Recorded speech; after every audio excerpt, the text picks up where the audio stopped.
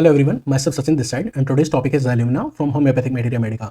This video is generally dedicated to my junior colleagues for their university exam as well as for their PG preparation. The only request from you guys is that इस video को पढ़ने के बाद आपको जैसा भी लगे, अच्छा बुरा बहुत बुरा, kindly drop a comment in the comment section.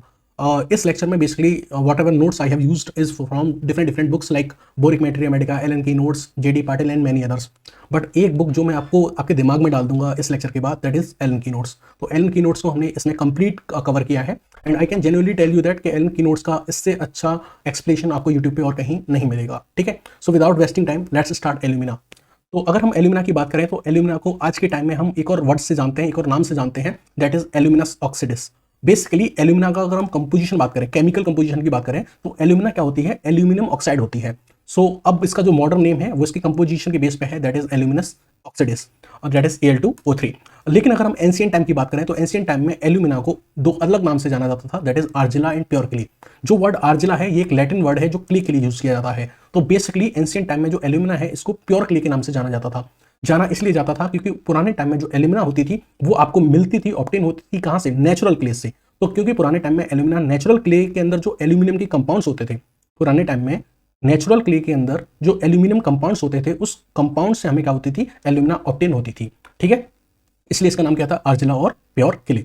अगर हम इसके अकरेंस की बात करें तो ये हमें कहाँ से ऑब्टेन होती है? तो एल्यूमिना का अगर हम आज के टाइम में बात करें प्रिपरेशन का, तो बेसिकली हमें क्या चाहिए? एक इनऑर्गेनिक कंपाउंड चाहिए जिसका नाम Al2O3 है. अगर हमारे पास ये कंपाउंड है तो इसको हम होम्योपैथिक फार्मेसी लैब में ले जाके इससे अपनी रेमेडी बना सकते हैं. बट ये Al2O3 हमें कहाँ से मिलेगा? तो बेसिकली हमें मिलता है कहाँ से? अर्थ क्रस्ट से. हमारी अर्थ क्रस्ट में एल्यूमिनियम ऑक्साइड के ओर्स होते हैं, वहां से हम इसको क्या करते हैं? एक्सट्रैक्ट करते हैं.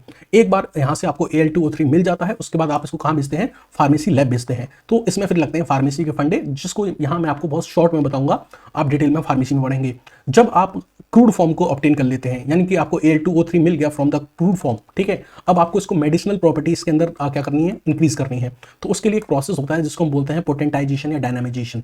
पोटेंटाइजेशन और डायनामाइजेशन क्या होता है? इसको बहुत सिंपल वर्ड में समझिए. अगर कोई भी सब्सटेंस अपनी क्रूड फॉर्म में है या फिर नेचुरल फॉर्म में है, तो इसकी क्रूड फॉर्म या नेचुरल फॉर्म में से इसको अगर आप मेडिसिनल फॉर्म में कन्वर्ट कर देते हैं तो हम इसको क्या बोलते हैं? पोटेंटाइजेशन या डायनामाइजेशन बोलते हैं. साथ ही साथ इसको एक और लफ्जों में आप ऐसे समझिए, कोई भी सब्सटेंस है, ठीक है, वो उसकी अभी क्या है? लो मेडिसिनल प्रॉपर्टी है, उसके अंदर क्या है? लो मेडिसिनल प्रॉपर्टी है. फिर आप उसके ऊपर क्या करते हो? पोटेंटाइजेशन और डायनामाइजेशन. तो उससे क्या कर सकते हो? आप इस लो मेडिसिनल प्रॉपर्टी वाले सब्सटेंस को आप हाई मेडिसिनल प्रॉपर्टी वाले सब्सटेंस में कन्वर्ट कर सकते हो through the potentisation and dynamisation. सो जो Al2O3 हमें यहाँ ऑब्टेन हुआ था from the earth crust, from the aluminium oxide ores, वहां से हमने इसको एक्सट्रैक्ट करके कहाँ भेजा? फार्मेसी लैब भेजा. वहां हमने इसका क्या कराया? पोटेंटाइजेशन और डायनामाइजेशन कराया, जिसकी हेल्प से हमने इसको किस में कन्वर्ट किया? मेडिसिनल सब्सटेंस में कन्वर्ट किया, एल्यूमिना होम्योपैथिक रेमेडी में कन्वर्ट किया. बहुत डिटेल में नहीं जाएंगे, बट इन शॉर्ट बता देते हैं. ये जो पोटेंटाइजेशन या डायनामाइजेशन होता है, इसके दो मेथड्स होते हैं, ट्राचुरेशन और सक्शन. ट्राचुरेशन वहां परफॉर्म किया जाता है जहां हमारा जो सब्सटेंस होता है वो इनसॉल्युबल सब्सटेंस होता है, यानी जो हम नेचुरल सब्सटेंस यूज कर रहे हैं वो अगर इनसॉल्युबल है तो हम ट्राचुरेशन परफॉर्म करते हैं, और अगर सॉल्युबल सब्सटेंस है तो हम सक्शन परफॉर्म करते हैं. हम ये जो सॉल्युबिलिटी की बात कर रहे हैं वो कहाँ बात कर रहे हैं? तो हम बात कर रहे हैं सॉल्युबिलिटी इन वाटर और solubility in alcohol. So here we have discussed about the occurrence of the alumina homeopathic remedy. Now we will discuss about the prover. किसने सबसे पहले होम्योपैथिक जो रेमेडी है हमारी एल्यूमिना, सबसे पहले किसने इसको प्रूव किया था? तो जो पहले साइंटिस्ट हैं जिन्होंने इसको प्रूव किया था, दैट इज हैनीमैन साहब. ठीक है, father of homoeopathy. Now we will discuss in detail about the clinical actions of alumina. तो before discussing clinical action of alumina, I want to tell you one thing, that is कि homoeopathy में जो medicine होती हैं वो कैसे prescribe की जाती हैं. तो इसका एक मेथड था कि जो हैनीमैन साहब थे, उन्होंने क्या किया? एक हेल्दी पर्सन को पकड़ा. सो this was healthy person and his name is Chandu. तो हैनीमैन साहब ने चंदू को पकड़ा. चंदू हेल्दी पर्सन था. हैनीमैन साहब ने इस चंदू को क्या दी? एल्यूमिना की गोलियां दी. क्या दी? एल्यूमिना की गोलियां दी. तो इस हेल्दी पर्सन के अंदर जब हैनीमैन साहब ने इसको एल्यूमिना की गोलियां दी, तो फिर हैनीमैन साहब ने इस चंदू से पूछा कि बताओ तुम्हें क्या फील हो रहा है. तो इसने जो भी इसको फील हो रहा था इस दवा को खाने के बाद, वो इसने बताना शुरू किया. लाइक मान लो इसको ऐसा लगा कि मेरा पैर भारी हो रहा है, तो इसने बता दिया कि हैनीमैन साहब मेरा पैर भारी हो रहा है. या फिर इसको मान लीजिए वॉमिटिंग फील हो रही थी, तो उसने लिख दिया कि मुझे वॉमिटिंग फील हो रही है. या फिर मान लीजिए इसका खट्टा खाने का मन कर रहा है, तो उसने बोल दिया कि साहब मुझे खट्टा खाने का मन कर रहा है. तो जो भी ये बोलता गया, हैनीमैन साहब इसको एक पेज पे नोट करते गए, और फाइनली जो कुछ भी इसने फील किया वो सब इसने बता दिया. हैनीमैन साहब ने उसको नोट कर लिया, और जहां नोट किया, जो नोट करके जो आउटकम निकला, इसको हम बोलते हैं ड्रग पिक्चर. क्या बोलते हैं? Drug picture. तो ये किस ड्रग पिक्चर किसकी है? ये एल्यूमिना की ड्रग पिक्चर है. अब हैनीमैन साहब ने कहा कि यही सेम सिम्टम लेके अगर कोई इंसान आएगा तो उसको मैं ये दवा दे दूंगा और वो ठीक हो जाएगा. यही प्रिंसिपल है होम्योपैथी का, रेमेडी प्रिस्क्रिप्शन का, कंस्टिट्यूशन मेथड जिसको आप बोलते हैं. ठीक है। तो जो मूल तरीका है, जो बेसिक तरीका है, जो एक्चुअल तरीका है वो यही है कि बहुत सारी मेडिसिन की एक ड्रग पिक्चर तैयार की गई है। कोई भी पेशेंट आता है, हम उसके सिम्टम्स लेते हैं और ये देखते हैं कि उसके सिम्टम किस मेडिसिन से मैच कर रहे हैं। जिससे सबसे ज़्यादा मैच करते हैं हम उस मेडिसिन को प्रिस्क्राइब कर देते हैं। बट ये एक बहुत डिफिकल्ट और बहुत ही एक मतलब जब आप एडवांस्ड हो जाएंगे तब आपको समझ में आने वाला प्रोसेस है। फिलहाल जो मैं क्लिनिकल एक्शंस बता रहा हूँ, ये थेरेपेटिक यूज बता रहा हूँ कि अगर कोई बंदा इस कंप्लेंट को लेके आएगा, ये कंप्लेंट लेके आएगा, तो आपको एल्यूमिना देने के बारे में उसके लिए सोचना है। तो कौन कौन से ऐसे क्लिनिकल केसेस हैं जो आप जिन केसेस में आपको एल्यूमिना प्रिस्क्राइब करने का सोचना चाहिए, जो मैं बता रहा हूँ ये काफ़ी इंपॉर्टेंट है, ये आपके ओपीडी में काम आएगा। ठीक है, तो हम एल्यूमिना प्रिस्क्राइब करते हैं यूजुअली जब जो पर्सन है उसकी स्किन बहुत ड्राई हो रही है, स्किन इतनी ड्राई हो रही है कि उसकी स्किन में क्रैकिंग आ रही है, क्रैक आपको देखने को मिल रहा है उसकी स्किन में। साथ ही साथ most and very important, dryness of the mucous membrane. अगर किसी पर्सन की जो म्यूकस मेम्ब्रेन है उसमें अगर आपको ड्राइनेस महसूस हो रही है तो आप एल्यूमिना प्रिस्क्राइब करने का सोच सकते हैं। आपको पता है म्यूकस मेम्ब्रेन कहाँ कहाँ होती है? बहुत सारे पार्ट्स में होती है। जो मोस्ट इंपॉर्टेंट पार्ट है वो आपका रेस्पिरेटरी ट्रैक्ट। आपके रेस्पिरेटरी ट्रैक्ट में क्या होती है? म्यूकस मेम्ब्रेन होती है। आपका जो जीआईटी है, गैस्ट्रोइंटेस्टाइनल ट्रैक्ट है, वहां भी आपकी म्यूकस मेम्ब्रेन प्रेजेंट होती है। तो अगर म्यूकस मेम्ब्रेन ड्राई हो रही है यानी कि म्यूकस नहीं रिलीज हो रहा है, एक्सट्रीम वाला ड्राइनेस वाला स्टेज है, तो वहां आप एल्यूमिना के बारे में सोच सकते हैं। साथ ही साथ इसके अलावा और क्या क्या क्लिनिकल एक्शंस हैं, तो अगर किसी पर्सन की जो मसल्स हैं वो वीक हो रही हैं, वो इतनी वीक हो चुकी हैं कि वो अपनी नॉर्मल टोन और नॉर्मल स्ट्रेंथ को खो चुकी हैं, खास करके सबसे ज्यादा अगर हम बात करें तो लिम्स की जो मसल्स होती हैं, यानी हाथ और पैर की मसल्स होती हैं, अगर वो वीक हो गई हैं और इतनी वीक हो गई हैं कि उनकी अपनी नॉर्मल स्ट्रेंथ और नॉर्मल टोन चली गई है, तो उस केस में हम एल्यूमिना के बारे में सोच सकते हैं। और साथ ही साथ अगर हम लिम्स में भी बात करें तो जो पेशेंट होता है उसको अपने लेग्स में क्या लगेगी? हैवीनेस फील होगी, अपने पैरों में उसको हैवीनेस फील होगी। ठीक है, one more important use of alumina is that अगर मान लीजिए कोई बुजुर्ग पीपल है, ओल्ड पीपल है, उसके अंदर मेटाबॉलिक हीट कम हो गई है, यानी उसको बहुत ज़्यादा ठंड लग रही है, एक बुजुर्ग आदमी है उसको एक यूजुअल से ज़्यादा ठंड लग रही है क्योंकि उसके अंदर वाइटल हीट कम है, यानी कि उसके अंदर जो मेटाबॉलिक हीट होती है, उसके अंदर का जो मेटाबॉलिज्म है वो लो हो गया है। मेटाबॉलिज्म लो हो गया तो जो मेटाबॉलिक हीट होती है वो कम हो गई है, जिसकी वजह से उसको यूजुअल से ज़्यादा ठंड लग रही है। तो in the case of old people with the lack of vital heat we prescribe alumina. ठीक है, और साथ ही साथ एक ऐसा बंदा है जो प्रीमेचुरली ओल्ड हो गया है, साथ ही साथ उसके अंदर डेबिलिटी भी है, यानी अगर बंदा है बेसिकली उसकी एज 50 और आपको अपीयर हो रहा है वो 70 का, तो प्रीमेच्योरली ओल्ड है, और साथ ही साथ क्या है? वीकनेस है, उसके अंदर डेबिलिटी है, कमजोरी है, और उसको क्या लग रही है? ठंड बहुत ज्यादा लग रही है, उसके अंदर मेटाबॉलिक हीट भी कम है, तो उस केस में we try to prescribe alumina. साथ ही साथ alumina also use in the case of delicate children. वो बच्चे जो डेलिकेट हैं और कमजोर हैं, कमजोर होने का रीजन क्या है? कि उनकी मम्मी जो है उनको आर्टिफिशियल बेबी फूड्स खिलाती हैं, यानी मम्मी बेसिकली उनको अपना दूध नहीं पिला रही क्योंकि मम्मी को फिगर मेंटेन करना है, तो मम्मी क्या कर रही है? जो बाजार से दूध आता है पाउडर वाला उसको मिला के पिला के दे रही हैं। तो उस चक्कर में बच्चा क्या हो रहा है? डेलिकेट हो रहा है। तो उस केस में डेलिकेट जो बच्चे होते हैं उनको ये प्रिस्क्राइब की जाती है ड्यू टू द डेलिकेशन का जो रीजन है वो क्या है? Artificial baby foods. इसके अलावा जो एल्यूमिना का जो यूज होता है वो एक स्पेशल तरह की कॉन्स्टिपेशन, कब्ज में यूज होता है। किस तरह का कॉन्स्टिपेशन होगा? तो कॉन्स्टिपेशन ऐसा है कि जो पर्सन है उसका जो रेक्टम है वो बहुत ड्राई है। अब मैंने आपको बताया कि रेक्टम जो है वो किसका पार्ट है? जीआईटी का पार्ट है, गैस्ट्रोइंटेस्टाइनल ट्रैक्ट का पार्ट है। और आपको पता है कि म्यूकस मेम्ब्रेन कैसी हो गई है? ऊपर ही बताया था मैंने, म्यूकस मेम्ब्रेन कैसी हो गई है? ड्राई हो गई है। तो म्यूकस मेम्ब्रेन ड्राई हो गई है तो म्यूकस नहीं निकलेगा ना, और म्यूकस नहीं निकलेगा तो रेक्टम कैसा रहेगा? ड्राई रहेगा, और रेक्टम ड्राई रहेगा तो स्टूल भी कैसा रहेगा? ड्राई रहेगा। जो म्यूकस का काम है वो ये है ना कि वो स्टूल को मॉइस्ट करके रखता है ताकि स्टूल जो है वो मॉइस्ट रहे और इजीली पास आउट हो जाए। बट क्योंकि यहाँ पे म्यूकस मेम्ब्रेन के अंदर क्या है? ड्राइनेस है, तो जो स्टूल है वो भी कैसा रहेगा? ड्राई रहेगा। और जब स्टूल ड्राई रहेगा तो पर्सन को बहुत ही स्ट्रेन, बहुत ही परेशानी होगी स्टूल को पास आउट करने में, और इतनी ज्यादा परेशानी होगी कि रेक्टम तो अपना हाथ जोड़ लेगा कि मैं पेरिस्टालिसिस नहीं करूंगा। रेक्टम एक मूवमेंट करता है, पेरिस्टालिसिस मूवमेंट, जिससे स्टूल पास आउट होता है बाहर की तरफ। लेकिन क्योंकि स्टूल इतना ड्राई है कि रेक्टम ने हाथ जोड़ लिया कि मैं नहीं कर रहा पेरिस्टालिसिस, खुद से निकल जाओ जाना है तो जहां रेक्टम की इनएक्टिविटी, बहुत इंपॉर्टेंट फंक्शन है, जहां रेक्टम की इनएक्टिविटी देखने को मिले, रेक्टम पेरिस्टालिसिस करना ही नहीं चाहता, उस केस में क्या होगा? हम एल्यूमिना प्रिस्क्राइब करने का सोचते हैं। ठीक है, इसके अलावा और ही ज्यादा इंपॉर्टेंट फंक्शन अगर मैं आपको बताऊं तो एल्यूमिना बहुत अच्छा एंटीडोट होता है लेड के लिए। किसके लिए? एल्यूमिना लेड का बहुत अच्छा एंटीडोट होता है। इसका मतलब वो लोग जो पेंट का काम करते हैं, पुताई का काम करते हैं, पेंटर होते हैं, तो पेंट जो होता है उसमें लेड प्रेजेंट होता है।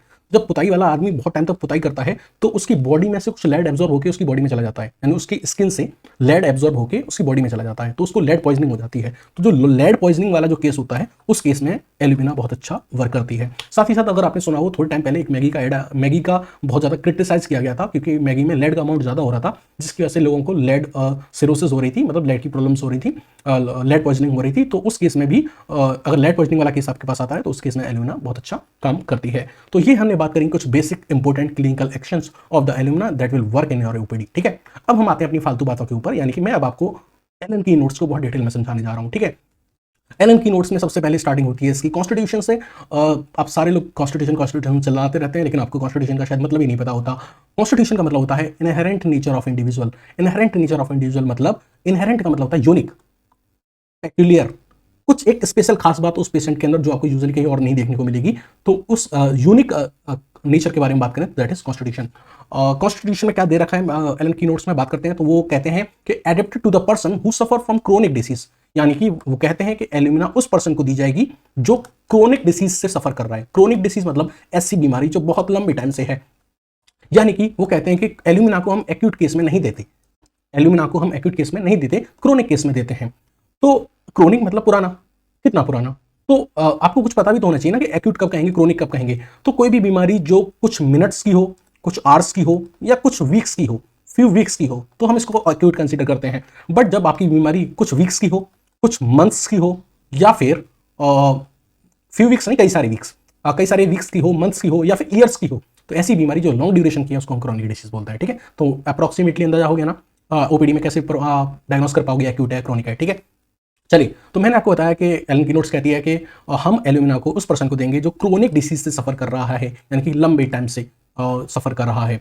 वो कहते हैं कि जो एल्यूमिना है वो एकोनाइट ऑफ क्रोनिक डिसीज है। मतलब वो ये कहना चाहते हैं कि जैसे हम जो एक्यूट डिसीज होती हैं, कौन सी डिसीज होती हैं, एक्यूट डिसीज होती हैं, उसमें जैसे हम एकोनाइट को प्रेफर करते हैं देना, उसी तरीके से जो क्रोनिक डिसीज है उसमें हम एल्यूमिना को देना प्रेफर करेंगे। They want to say that कि जैसे एक्यूट केस में एकोनाइट दी जाती है, एकोनाइट आपको पता है ना, मतलब एक्यूट केस में दी जाती है, क्रोनिक केस में नहीं दी जाती। उसी तरीके से जो आपकी एल्यूमिना है उसे हम क्रोनिक केस में देना पसंद करेंगे, not in the acute cases. ठीक है, उसके अलावा हम नेक्स्ट बात करें तो वो कहते हैं कि कॉन्स्टिट्यूशन में कि constitution deficient in the animal heat, यानी कि एल्यूमिना ऐसे लोगों को दी जाती है जिनकी एनिमल हीट कम है, यानी कि वो ये कहना चाहते हैं ऐसे पर्सन को दी जाती है जिसका मेटाबॉलिज्म लो है और उसके अंदर कम मेटाबॉलिक हीट प्रोड्यूस हो रही है क्योंकि उसके अंदर मेटाबॉलिज्म स्लो है। साथ ही साथ ऐसे पर्सन को दी जाती है जो स्पेयर है, स्पेयर मतलब सिलेंडर फिजिक है, यानी कि उसका जो फिगर है वो मलाई कारोडो खान जैसा है, एकदम सिलेंडर। साथ ही साथ ड्राई है, ड्राई के बारे में तो हम पहले भी बात कर चुके हैं क्योंकि मैंने आपको बताया था dry skin, dry mucous membrane के केस में हम एल्यूमिना देते हैं। थिन सब्जेक्ट है, यानी पतला इंसान है और डार्क कंप्लेक्शन का है, यानी थोड़ा सा रंग काला है उसका। अब हम बात करेंगे मेंटल जनरल्स के बारे में कि उस पर्सन की दिमागी हालत क्या होंगे, वो क्या सोचता होगा। ठीक है, तो अगर हम उस पर्सन के मेंटल जनरल्स के बारे में बात करें तो वो माइल्ड चीयरफुल डिस्पोजिशन का इंसान होता है। माइल्ड मतलब यूजुअली ज़्यादातर टाइम तो वो काम रहता है, शांत रहता है, प्लीजेंट रहता है, बट जब उसको लगता है कि थोड़ा एंजॉय कर लेना चाहिए तो वो चीयरफुल भी होता है। मतलब यूजुअली काम है but at the time of enjoyment he can enjoy. दो पर्सन जो होता है वो हाइपोकॉन्ड्रियक होता है। हाइपोकॉन्ड्रियक मतलब उसको ये डर रहता है कि कहीं उसको गंभीर बीमारी तो नहीं है। आप उसको कितना भी दिलासा दे दीजिए कि आपका बहुत अच्छा इलाज हो रहा है, आप ठीक हो रहे हैं, आपका अच्छे से अच्छा इलाज किया जाएगा, बट फिर भी उसको क्या रहता है, फियर रहता है। फियर रहना लाजमी भी है क्योंकि एल्यूमिना आपको पता है किसको दी जाती है, क्रोनिक डिसीज वाले पर्सन को, जिसको लंबे समय से बीमारी है, और जिसको लंबे समय से बीमारी है वो तो ये सोचेगा ही कि मुझको कोई गंभीर बीमारी है। ठीक है, उसके अलावा हम बात करें तो जो मेंटल जर्नलिस्ट का पर्सन का क्या रहेगा, उसको ऐसा लगेगा कि मेरा जो समय है वो बहुत स्लोली पास आउट हो रहा है। उसको 1 घंटा भी ऐसा लगेगा जैसे कि आधा दिन है। जब मैं ये पढ़ रहा था तो मुझे लगा कि इस पेशेंट को नीट का एग्जाम दिला देना चाहिए ताकि इसको पता चले कि 1 घंटा यूं निकल जाता है। ठीक है, खैर हमें तो एलन की नोट्स को पढ़ाना है तो उस पर ध्यान देते हैं। तो इस पर्सन को ऐसा लगता है कि टाइम बहुत स्लोली जा रहा है और उसको ऐसा लगता है कि 1 घंटा जो है वो आधा दिन लगता है। अब अगर आप मुझसे कहेंगे सर आधा ही दिन क्यों, 1 दिन क्यों नहीं बोला, तो ये वर्ड्स मेरे नहीं है, ये एलन की नोट्स आपके वर्ड्स हैं, मैं तो बस आपको जरिया हूँ, मतलब मैं उनके वर्ड्स आपको समझाने की कोशिश कर रहा हूँ। उन्होंने हाफ डे लिखा तो मैंने आपको हाफ डे बता दिया।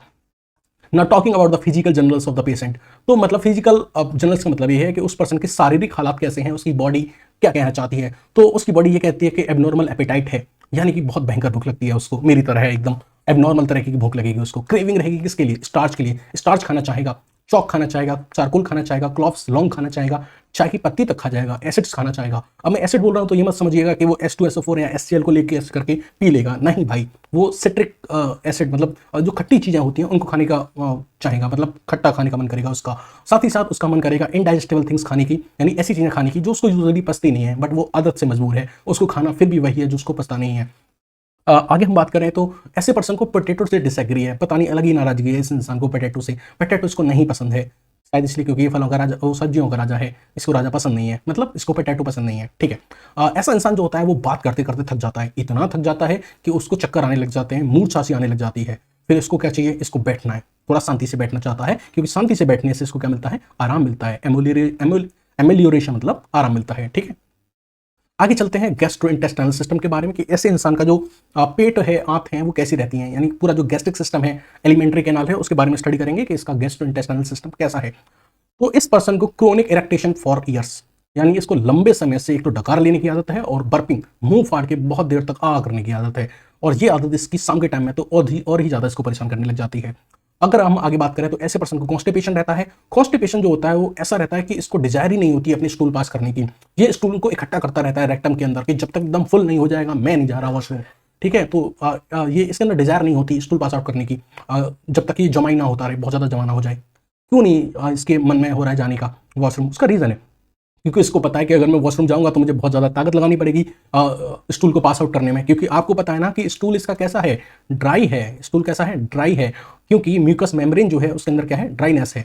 तो इसको बहुत ज़्यादा स्ट्रेन देना पड़ता है during the passing the stool. इतना ज़्यादा ताकत लगानी पड़ती है कि इसको क्या होता है, सीट पकड़ लेता है, जहाँ वो फ्रेश हो रहा होता है सीट पकड़ लेता है, क्योंकि पास आउट नहीं हो रहा है भाई, क्या करें, मजबूरी है, ठीक है। साथ ही साथ इसका जो स्टूल होता है वो हार्ड होता है, नॉटी। नॉटी मतलब होता है गुच्छेदार, ठीक है, नॉटी, जैसे नॉट होती है ना टाई की, वैसी उस टाइप का। Like L'Oréal berries. L'Oréal berries मतलब आपने जामुन देखी है, जामुन नहीं देखी तो अंगूर मान लो, वैसा कुछ होता है, ठीक है। तो इसका जो स्टूल होता है वो नॉटी, गुच्छेदार होता है, लॉरियल बेरीज जैसा होता है यूजुअली, ठीक है। और कैसा होता है? हार्ड होता है। बट समटाइम्स ऐसा भी देखा जाता है कि इसका स्टूल जो है वो बेरी लाइक तो है, मतलब नॉटी है, बेरी लाइक है, लेकिन क्या है, म्यूकस से कवर्ड है, और म्यूकस इसके चारों तरफ, उस गोल गोल गोली के चारों तरफ क्या है, म्यूकस लिपटा हुआ है, और थोड़ा सॉफ्ट और क्लेई है, क्लेई मतलब चिकनी मिट्टी जैसा, ठीक है। और ये क्या है, adhering to the parts, rectum के आस पार्ट्स क्या हुआ है, चिपका हुआ है। तो इस तरह का कॉन्स्टिपेशन होता है इस बेचारे इंसान का। कुछ स्पेसिफिक केसेस ऑफ कॉन्स्टिपेशन जहां हम इसको देना प्रेफर करते हैं, जहां ये मेडिसिन यूजुअली यूज की जाती है, इस पे स्पेशल ध्यान दीजिएगा। ऑफ नर्सिंग चिल्ड्रन, छोटा बच्चा है जो अभी बहुत छोटा है, जिसको माँ जो होती है वो आर्टिफिशियल फूड सेवन कराती है, यानी कि माँ अपना दूध नहीं पिलाना चाह रही क्योंकि उसको अपना फिगर मेंटेन करना है, और माँ थोड़ी आलसी है, वो खाना बनाना नहीं चाहती, तो बच्चे को उसने क्या किया है, पिज़्ज़ा ऑर्डर कर दिया है, बर्गर ऑर्डर कर दिया है, ताकि उसको मोबाइल चलाने का टाइम मिले। तो ऐसी माँ जो बच्चे को आर्टिफिशियल फूड खिला रही है, जिसकी वजह से उसका बच्चा कमजोर है, बोटल ऑफ फैट बेबी है, ठीक है।